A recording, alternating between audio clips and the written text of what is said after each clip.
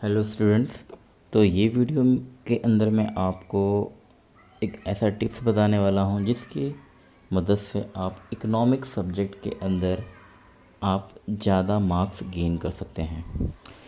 इस वीडियो के अंदर मैं आपको बताने वाला हूँ कि आपको एग्ज़ाम के अंदर आंसर को लिखना कैसे है, आपका प्रेजेंटेशन कैसे होना चाहिए, कैसे परफेक्टली हर एक चीज़ आप आंसर में वो चीज़ें मेंशन करें ताकि आपको वो मार्क्स पूरे मिल जाएं। तो बस आप इस वीडियो में बने रहिए, शुरू से लेकर एंड तक इसे स्किप ना करें ताकि कोई भी एक भी पॉइंट ऐसा मिस नहीं होना चाहिए। ठीक है, चलिए स्टार्ट करते हैं। सबसे पहले हम देख लेते हैं कि हमारा पेपर पैटर्न क्या है, तो और चैप्टर के वेटेज क्या है। आपके जो एग्ज़ाम है वो 80 मार्क्स के होने वाले हैं, 20 मार्क्स आपके कॉलेज से मिल जाएंगे। इस तरह से टोटल जो है वो 100 मार्क्स का होगा। फिर यहाँ पे जो चैप्टर वाइज वेटेज दिया हुआ है ये आपके टेक्स्ट बुक में भी मिल जाएगा। ठीक है, तो आप ये देख लीजिए। और प्लस इसके बाद आप जानते हैं कि इस साल स्पेशली कोरोना वायरस की वजह से आपका पेपर पैटर्न चेंज हुआ है, तो उस चीज़ को ध्यान में रखते हुए आपका जो ऑब्जेक्टिव पार्ट है वो 20 मार्क्स का कंपलसरी आने वाला है। तो ये काफ़ी इम्पॉर्टेंट चीज़ हो जाता है। और प्लस बाकी चीज़ें हैं जिसके अंदर कुछ चैप्टर्स आपको ऑब्जेक्टिव ओमिट किए हुए हैं, तो वो भी लिस्ट बन चुके हैं। पर मेन हमारा जो कॉन्सेप्ट है इस वीडियो का ये है कि आपके लिए मैं एक मॉडल पेपर दूंगा और उसको सॉल्यूशन कैसा हुआ है आप, तो उसकी मदद से क्या है कि आपको हिंट मिल जाएगा कि यस मुझे ऐसे ही एग्ज़ाम में लिखना है। तो ये है आपका मॉडल पेपर इकोनॉमिक्स का।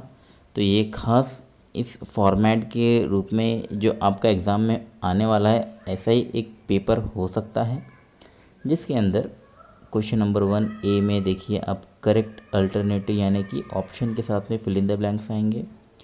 बी ऑड मैन आउट होगा, वो भी 5 क्वेश्चन होंगे, कंपलसरी नो ऑप्शन।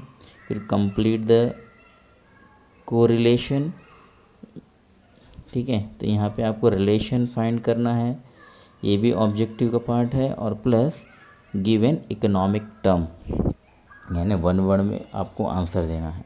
तो इस तरह से और भी कुछ हैं वो भी आ सकते हैं, पर जैसे ये मैंने 4 आपके लिए दिया है तो ये स्पेशली अब इसका आप आंसर कैसे लिखेंगे तो वो मैं आगे चल के बताऊँगा।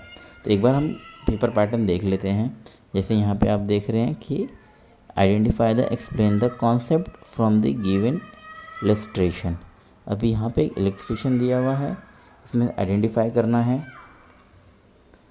जैसे कुछ क्वेश्चंस होंगे उसको फाइंड करना होगा। फिर डिस्टिंग्विश बिटवीन आपको 3 कंपलसरी करना है 5 में से। फिर क्वेश्चन नंबर 3 में है answer the following in brief, जो पर क्वेश्चन 4 मार्क्स के लिए आएंगे। फिर यहाँ पे एग्री और डिसएग्री है वो भी आएगा आपको। ये कुछ है मॉडल क्वेश्चंस हैं, आप इसकी भी तैयारी कर सकते हैं। ये भी उसी फॉर्मेट के रूप में बना है जो आपके ओमिट किए हुए हैं चैप्टर हैं वो इसके अंदर नहीं है, तो वो हिसाब से ये बना हुआ है। फिर क्वेश्चन नंबर 5 में आपको एक स्टैटिस्टिकल डाटा मिल जाएगा, उसकी आपको कुछ क्वेश्चंस के आंसर करने हैं।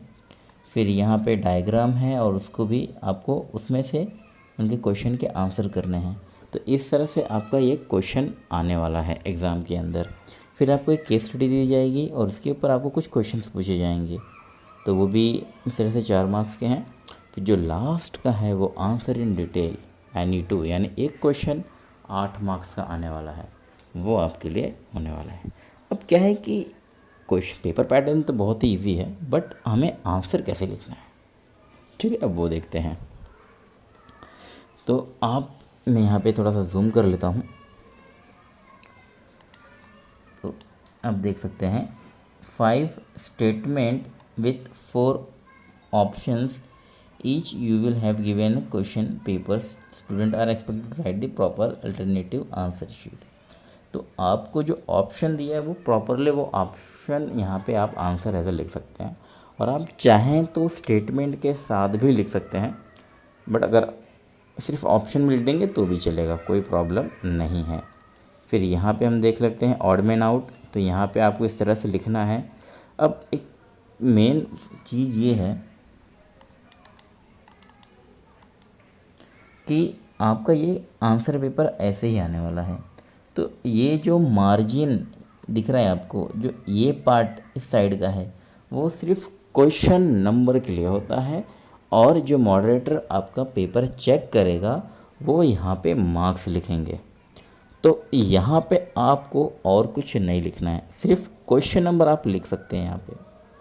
फिर आपको क्या करना है कि इस मार्जिन के बाद एक लाइन ड्रॉ करना है, ठीक है।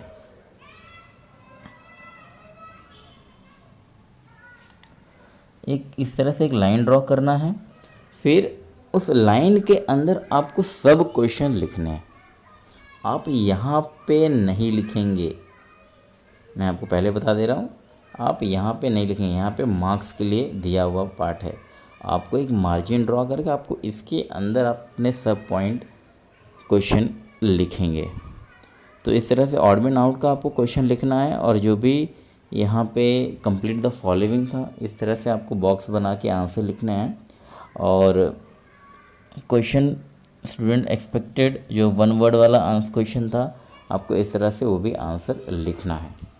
तो यहाँ पे आप देख सकते हैं कि बाकायदा अच्छे हैंडराइटिंग से आपको हर एक चीज़ लिखना है, ताकि आपके आंसर क्लियरली दिखें। अगर आपके आंसर क्लियरली नहीं दिखेंगे तो भी आप मार्क्स गंवा सकते हैं। फिर आ जाता है 5 concept the student are expected to write answer any 3। तो यहाँ पे आपको कॉन्सेप्ट क्लियर करना है, आइडेंटिफाई द कॉन्सेप्ट, जैसे कि यहाँ पे दिया है डिमांड। फिर एक्सप्लेनेशन उस कॉन्सेप्ट का करना है, तो यहाँ पे आपको इस तरह से आंसर लिखना है। तो 5 कॉन्सेप्ट होंगे, जैसे कि ए कौन सा कॉन्सेप्ट है, तो कॉन्ट्रैक्शन इन डिमांड। फिर उसका एक्सप्लेनेशन आपको इस तरह से लिखना है। क्वेश्चन नंबर 2 में आइडेंटिफाई द कॉन्सेप्ट, तो क्या है, negative income elasticity of demand, और यहाँ पे इसका एक्सप्लेनेशन आपको लिखना है। तो इस तरह से ये वाला क्वेश्चन आपको इस तरह से प्रेजेंट करना है, ठीक है। फिर नेक्स्ट साइड इस तरफ देखिए आप, तो यहाँ पे डिस्टिंग्विश बिटवीन का दिया हुआ है। तो ये डिस्टिंग्विश बिटवीन 2 मार्क्स के लिए आता है, तो इसलिए आप 2 पॉइंट या मैक्सिमम 3 पॉइंट से ज़्यादा ना लिखें। और आपका ये जो फॉर्मेटिंग है, जो आप लाइन ड्रॉ करेंगे, वो इस लाइन के अंदर ही ड्रॉ करना है। आप देख रहे हैं यहाँ पे, इसमें ही ड्रॉ करना है। इस लाइन का ज़रा भी इस्तेमाल नहीं करना है आपको, ठीक है। आप इस लाइन पे ड्रॉ करेंगे, इस तरह से आपको 5 डिस्टिंग्विश बिटवीन दिए हुए, उनमें से आपको करना है। फिर नेक्स्ट आ जाता है आंसर इन ब्रीफ। तो ये आपके लिए 4 मार्क्स के लिए आता है। तो इसमें आपको कम से कम 4 पॉइंट तो लिखने ही हैं। जैसे आप, मैं एग्ज़ाम्पल ये ले लेता हूँ, इसको मैं जूम कर लेता हूँ। तो आप देखेंगे कि तो एक मार्जिन के अंदर क्वेश्चन लिखा हुआ है, फिर उसके अंदर भी सब पॉइंट ए मीनिंग।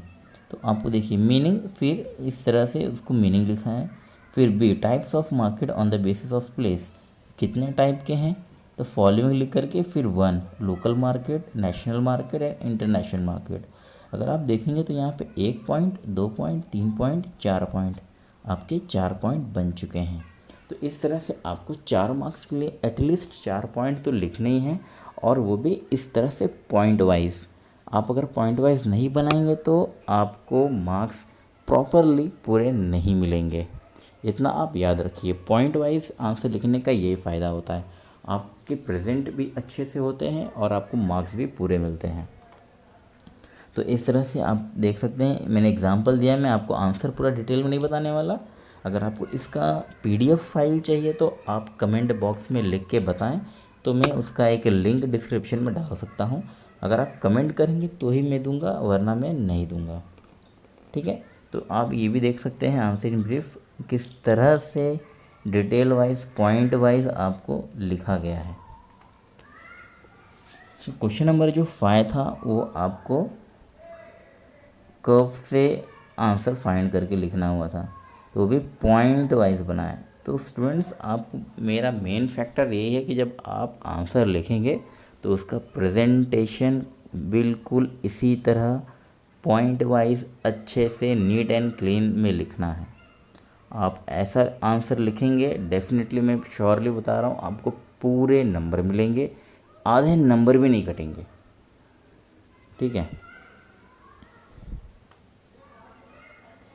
अब देख सकते क्वेश्चन नंबर 6 यहाँ पे पॉइंट वाइज, क्योंकि 8 मार्क्स का है तो आपको कम से कम 8 पॉइंट तो लिखने ही हैं, तो जाके आपको नंबर मिल सकते हैं।